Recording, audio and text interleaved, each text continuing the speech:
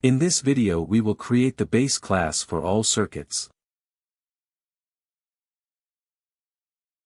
Based on this class, we then create our first circuit, the Nand.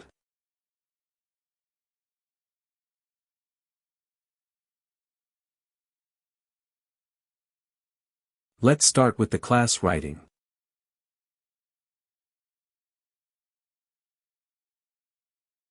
As usual, we import BPY first and sys for a later reason. Every pin gets this look.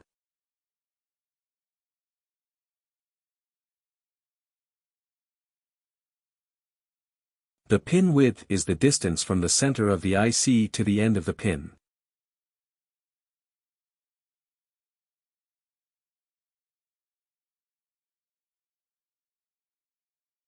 X foot is the length of the foot and X pin is the length of the entire pin.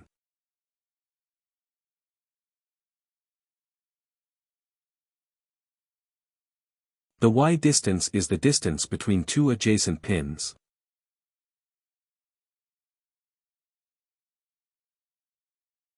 Y pin is half the pin width.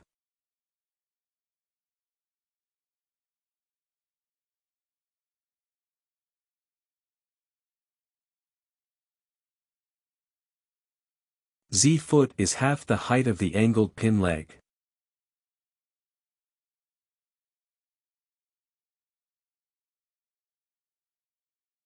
Z pin itself is the upper distance of the pin to the ground plane.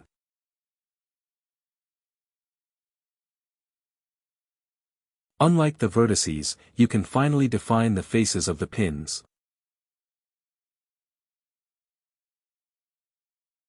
For simplicity we use quads and gons.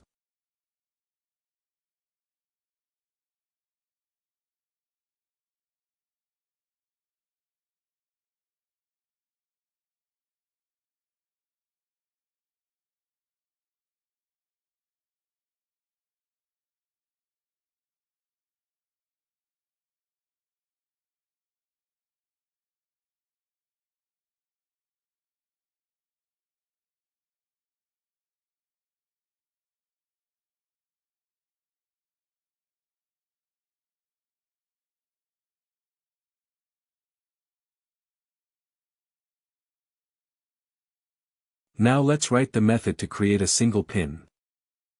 Pos is the position of the pin.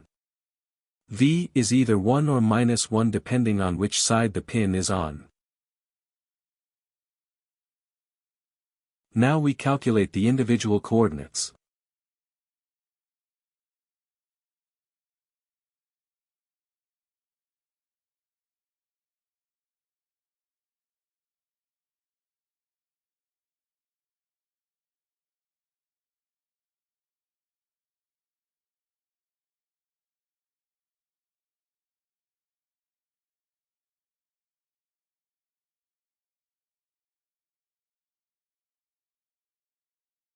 Now we calculate the vertices of the pin.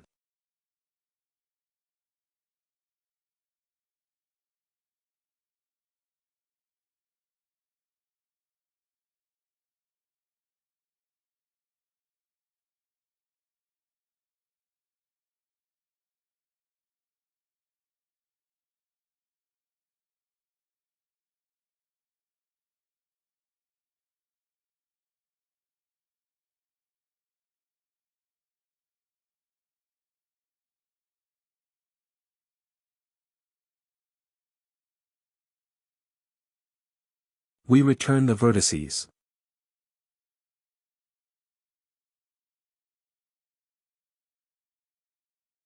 Now let's create the case.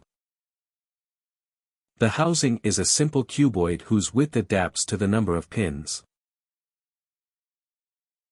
Y case is the distance from the side edge to the first pin. Z case is the upper limit of the case.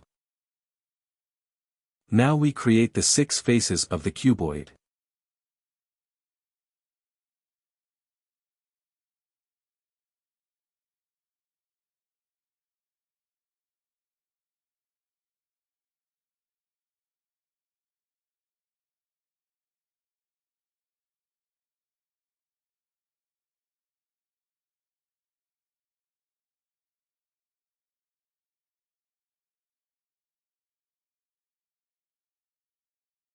Now let's write the method to create the case.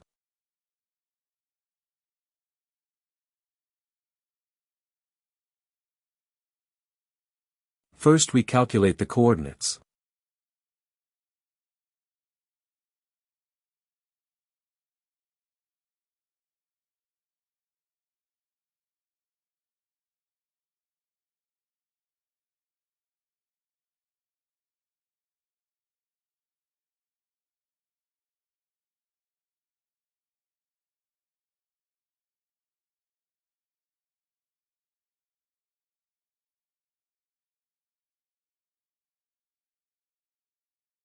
Now let's create the vertices.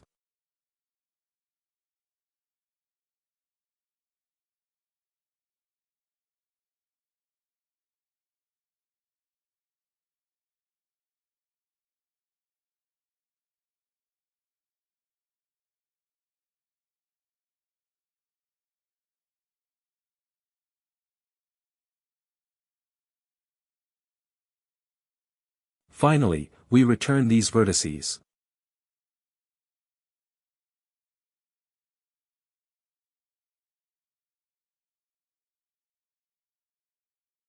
Now let's create the method to label the IC accordingly.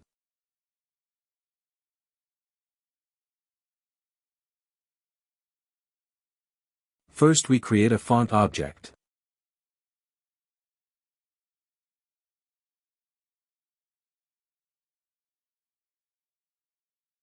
The name of the IC is passed to the object here.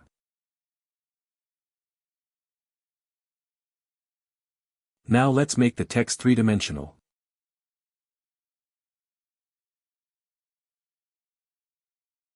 Here the font object is converted into a mesh.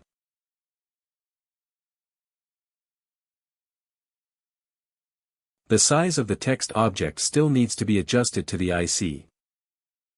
To do this we need the minimum and maximum in the X and Y directions.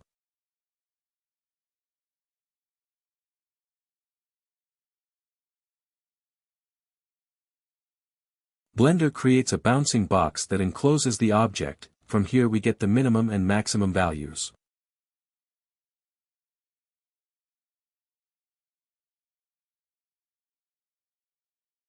We calculate the scaling factor using the width, which corresponds to the limitation in the X direction.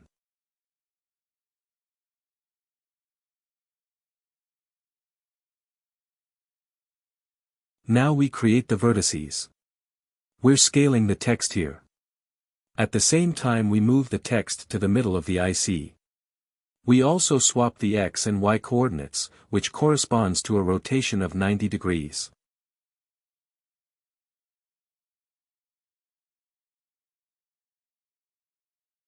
We now transfer the polygons.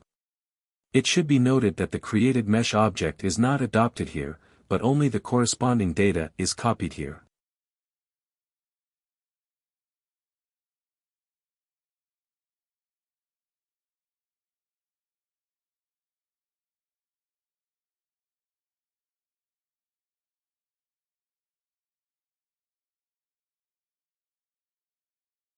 We need the method for moving the vertices of a face again.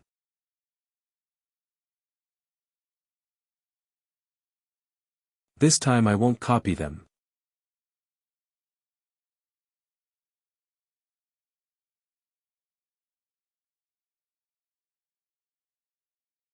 Now we put all the parts together into a mesh. First we test whether a mesh already exists. If so, we will return it. Now we calculate the offset between the input pins on the left side and the output pins on the opposite side.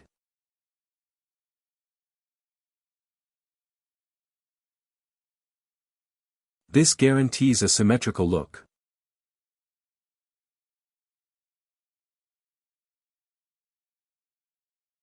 First we create the pins for the inputs.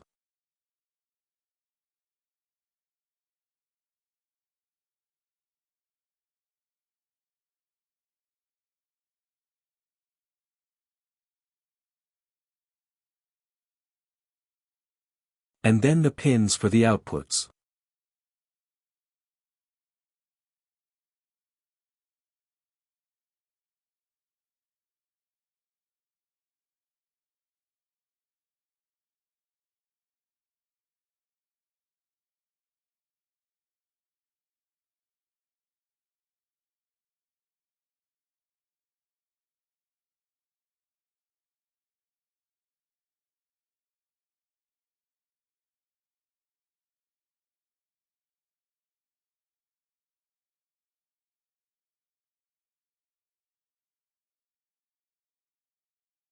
Then we add the housing.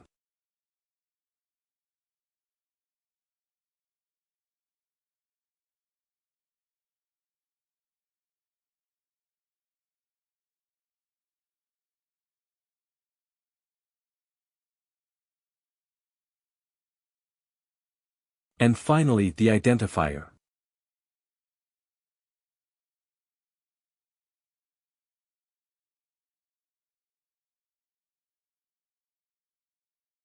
Now we create the mesh and return it to the caller.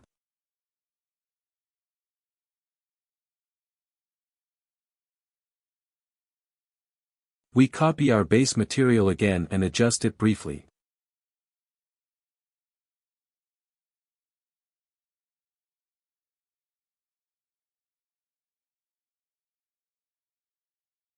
Now we create all the materials.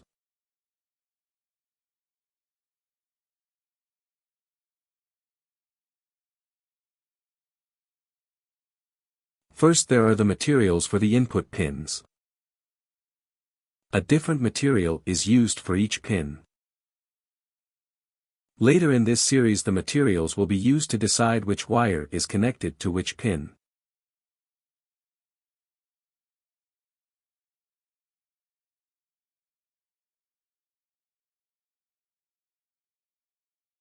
The exact same system is used for the output pins.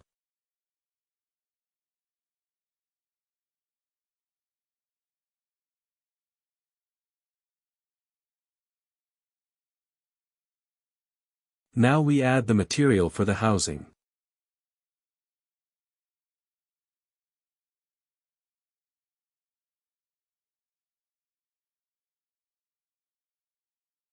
And finally for the name.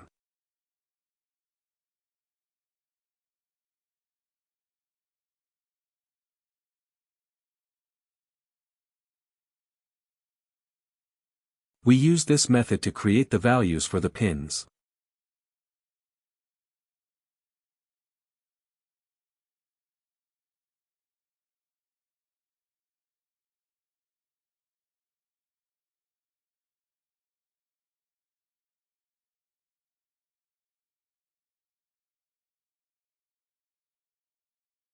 Now we write the method to create the object.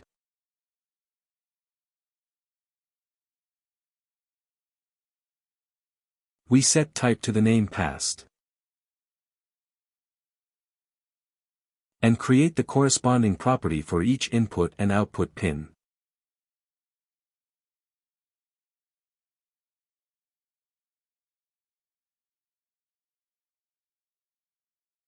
Finally, we write the main method of this class. First we create the mesh.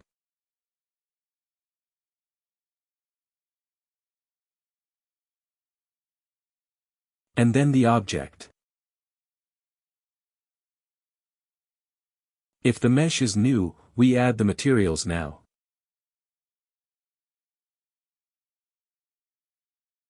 Finally, we add the object to the scene.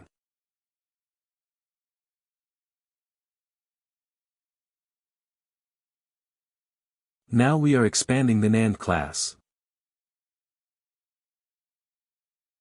First we import the circuit class.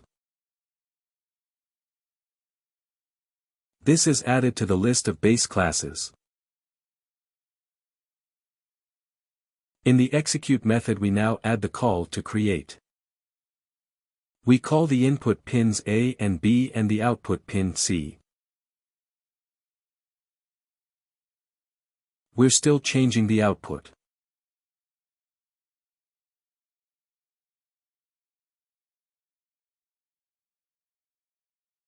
Now let's test the NAND.